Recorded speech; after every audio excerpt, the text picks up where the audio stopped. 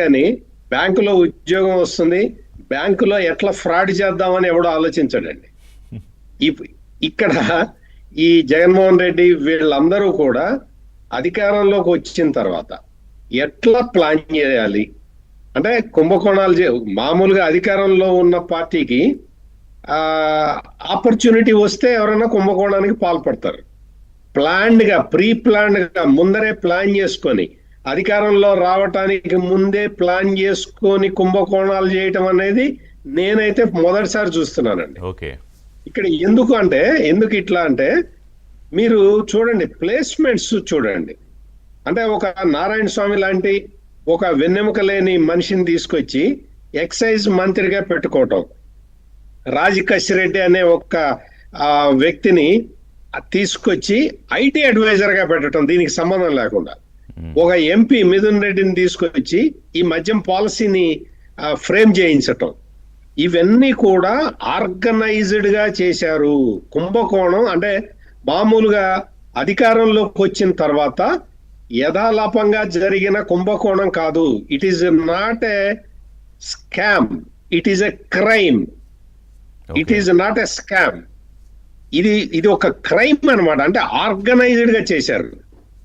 ఆ ఇసుకని కూడా అంతే, వాళ్ళు జేపీ వెంచర్స్ కి ఇవ్వటం. దగ్గరికి వచ్చే ముందు మరి ఇప్పుడు నారాయణ స్వామి రోలు అంటే ఆయన చెప్తున్న దాన్ని ప్రాతిపదికగా తీసుకుంటారని అన్న కానీ ఆయన తప్పించుకోవడానికి ఇందులో అవకాశాలు ఉన్నాయా?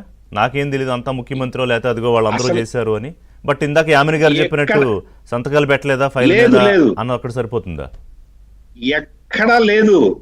నాకు ఈ కుంభకోణం గురించి తెలుసు అన్నా అరెస్ట్ చేస్తారు, నాకు ఈ కుంభకోణం గురించి తెలీదు అన్నా అరెస్ట్ చేస్తారు. నారాయణ స్వామి అరెస్ట్ అనేది ఖాయం. ఎందుకంటే నారాయణ స్వామి అంటే ఎక్సైజ్ శాఖ మంత్రిగా ఉండి నాకు పాలసీ నాకు ఎవరు పెట్టారో తెలీదు అంటే అరెస్ట్ చేస్తారు, నాకు తెలుసు అంటే అరెస్ట్ చేస్తారు.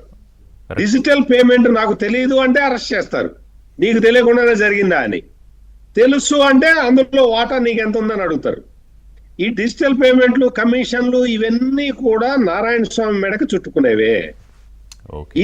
ఈ అంటే మొత్తం ఆర్గనైజ్డ్ క్రైమ్ ఇది. అంటే కాదు, ఇందులో మీరు చెప్తుంటే కాదు సత్యమూర్తి గారు, ఆయన ఎన్నిక కూడా అలాగే చేసుకున్నారా జగన్మోహన్ రెడ్డి? అంటే ఈజీగా ఎవరినైతే ఇరికించవచ్చు, లేదా అంత మాస్టర్ ప్లాన్ ఉండి ఉండకపోవచ్చు అప్పట్లో. మొత్తం అసలు అంత ప్లాన్ ప్రకారం చేశారండి. అధికారంలోకి వచ్చిన రోజు నుంచే అంటే రాకముందే ప్లాన్ చేసుకున్నారు. ఎట్లా అంటే వాసుదేవరెడ్డి అనే వ్యక్తి ఎక్కడో గుంతకల్లో రైల్వేస్ లో పనిచేసే వ్యక్తి అండి. అతను ఎట్లా పిక్ చేస్తారు చెప్పండి?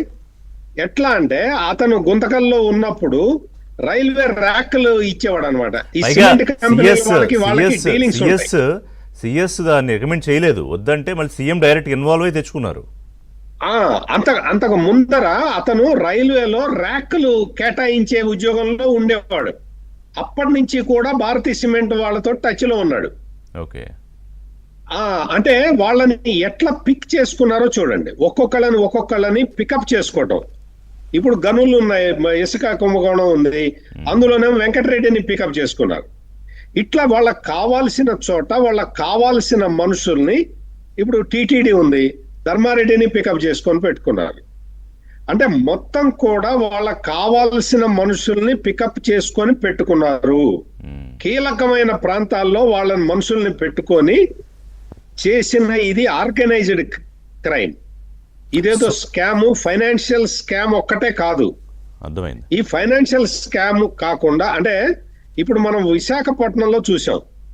అంతకు ముందు ఎప్పుడో అంటే వైజాగ్ ఎంపీగా విజయలక్ష్మి పోటీ చేసినప్పటి నుంచి మనం చూస్తున్నాం. సబ్బం హరి అప్పుడే చెప్పాడు, వీళ్ళు లుంగీలు కట్టుకొని కడప నుంచి దిగుతున్నారు, ఇక్కడ జాగ్రత్తగా ఉండాలి. కొంచెం వైజాగ్ అప్పుడు కంగారు పడింది. మీరు చాలా జాగ్రత్తగా ఉండాలి విశాఖపట్నం ప్రజలు అని చెప్పి ఆ రోజే సబ్బం హరి చెప్పాడు. అంటే ఇవన్నీ కూడా ఒక పథకం ప్రకారం మనం అధికారంలోకి వస్తే ఎలా చేయాలి, ఎటువంటి కుంభకోణాలు చేయాలి అని ముందరే ప్లాన్ చేసుకొని అధికారంలోకి వచ్చారు. వీళ్ళ ప్లాన్లు తెలియక ప్రజలు ఓటేశారు. ఒక ఛాన్స్ అంటే ఒక ఛాన్స్ అని ఓటేశారు. అంటే పైకి అడిగేది కనిపిస్తుంది కానీ ప్రజలకి వీళ్ళ బ్రెయిన్ లో మ్యాప్ చేసుకున్న మీరన్న క్రైమ్స్ స్కామ్స్ కనిపించవు కదా. తెలియదు కదా, అదే తెలియదు కదా. ఇక్కడ మొత్తం ఈ నారాయణ స్వామి గాని, ఆడుదాం ఆంధ్రాలో రోజా, బైరెడ్డి సిద్ధార్థ రెడ్డి, ఆడదాం ఆంధ్రాకి వద్దాం వీళ్ళందరూ సత్యమూర్తి గారు. కూడా అంతకన్నా ముందు నాకు ఒక చిన్న ఇది చెప్పండి మన ఆడియన్స్ కూడా. ఇప్పుడు నారాయణ స్వామి వరకు వచ్చింది కదా సిట్టు, అంటే ఎక్సైజ్ శాఖ అవునండి. మంత్రి, ఆయన పాత్ర, ఆయన అది యామిని గారు చెప్పినట్టు వారి సంతకాలు, ఆ ఫైల్స్ మీరన్నట్టు తెలియదంటే నెగ్లిజెన్స్ ఆఫ్ హిస్ డ్యూటీస్, తెలుసు అంటే చెప్పు నీకెంత వచ్చింది అని. సో ఇటైనా ఇరుక్కున్నట్టే. నెక్స్ట్ ఇంకా అసలు ముఖ్యమంత్రినా, అప్పటి ముఖ్యమంత్రినా జగన్మోహన్ రెడ్డి దగ్గరికి సిట్టు ఖచ్చితంగా వెళ్ళి ఆయన్ని కూడా ముందు సాక్షిగానో తర్వాత నిందితుడిగానో చేర్చే అవకాశం ఉంటుందా? ఖచ్చితంగా ఇప్పుడు నెక్స్ట్ స్టెప్ అదే.